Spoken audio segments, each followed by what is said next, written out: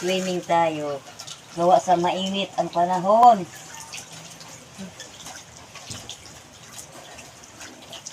Dito na lang ako mag-swimming sa Planggana. O, diba? Libre pa ako ng bayad sa swimming pool. Grabe ang init kasi ngayon.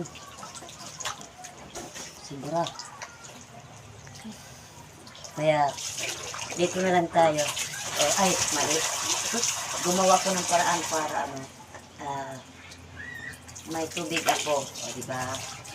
Ganito lang kabilis. O, umupo kayo sa Planggana.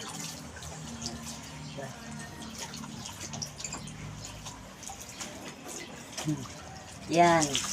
Luwa sa init. Sa madaling ano, diba? Solve na ang init. Diba?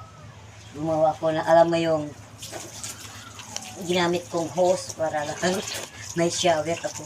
Yung hose ito ng swimming, washing. Yung hose ng washing ginawa ko. Para may shower na ako. So,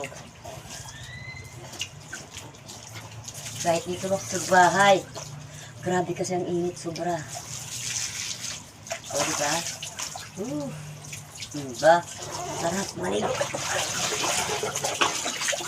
diba? May swimming pool na. Kapag ano na ako ng ayun.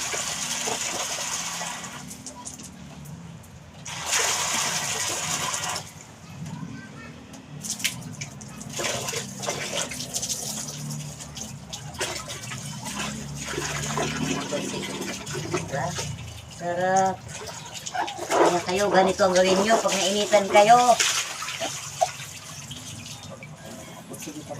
Bye-bye.